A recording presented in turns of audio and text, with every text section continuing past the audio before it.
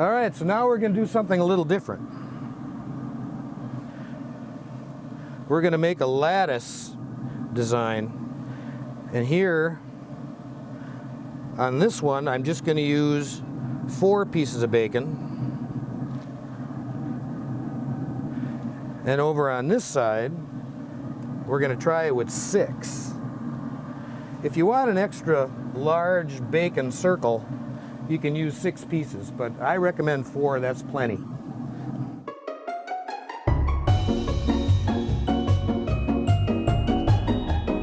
And one here. So we got a 4-slice lattice and we have a 6-slice lattice.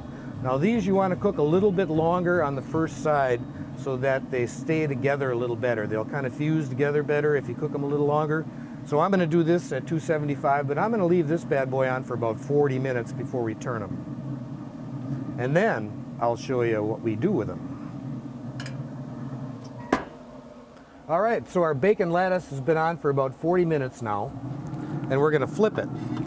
Now obviously the bigger the spatula you have, the better, but this one should work. Just go like so, flip that bad boy over, that's the 4-piece. This is the 6-piece lattice. You got to be a little careful. Flip that bad boy over, and now we're going to let that cook for about another 30 minutes. Keep watching it and make it done the way you want it. You don't want it too crispy because we're going to have to cut that, which is what you're going to see in just a minute. Okay, so our bacon lattice is done. Now I'm going to show you how to cut it. What we're going to do is we're going to make some bacon circles. Perfect for a bacon cheeseburger. You just cut these bad boys up. This one is kind of medium. You can see it's falling apart just a little bit. Here's an example of one that's way overdone, and the bacon just kind of falls apart when you try and cut it. Here is the 6-slice lattice. And this one is a little bit less done, so it's a little easier to cut and a little easier to make a perfect circle. Then you're going to have these leftover bacon parts here, obviously. Cut it up a little more. Make bacon bits. Or there's a lot of other things you can do with it. If you think of any other things you might want to do with your leftover bacon parts, hey, leave it in the comments below. Look at that. That is a perfect bacon circle for the best bacon cheeseburger you ever had. Or there's something else you can do with it too. So what I like to do, as long as I'm making these perfect bacon circles, make a bunch of them. Put them in a plastic bag, throw them in the freezer. That way you want to have a perfect bacon circle, you can just pull it out of the fridge anytime you want. Make up like 8 or 10 or 12 or maybe a couple hundred of them if you want.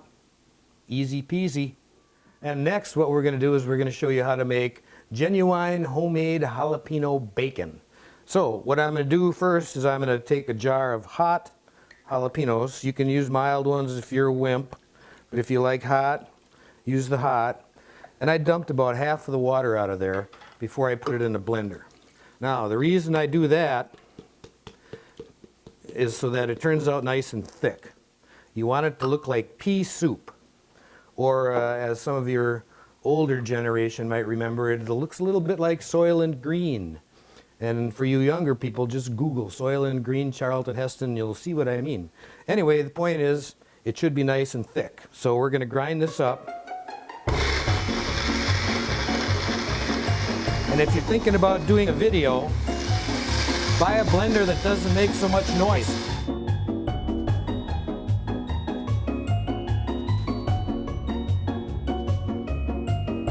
It's looking good now. Nice and thick. So we grab a bowl. Oh man, that's beautiful for you jalapeno lovers. All right, now I'm going to show you how to get it on the bacon outside. Let's go for a walk.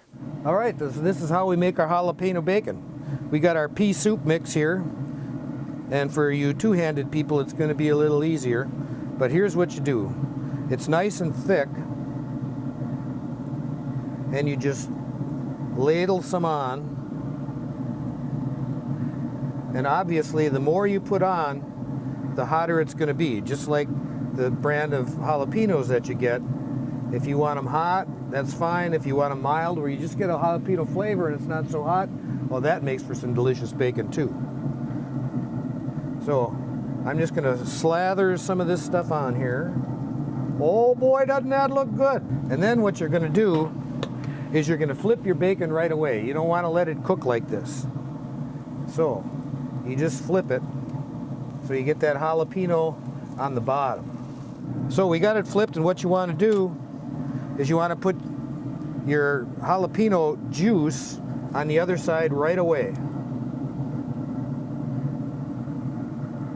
So now we got the jalapenos on both sides of the bacon just at the beginning of the cook. You're gonna have a little extra jalapeno residue on your grill, but that's okay, because remember, you just put the mats in the dishwasher and they turn out like brand new. So then we just cover it up and let that cook for about 30 minutes. And we're gonna cook it a little lower. We're gonna go down to about 200 on this, because that jalapeno tends to burn if you leave it on too long, and then you get really hard, ugly, dark bacon. It'll still taste good, but it'll be ugly and dark. So we're gonna cook this a little bit less. So keep that in mind. You can cook it any way you want, obviously. All right, let's let her rip. All right, so we flipped our jalapeno bacon after about 20 minutes, cooked it a little lower, and look at this. Oh man, this is some delicious stuff. Not too crispy, done just right. Oh man, this is gonna be good.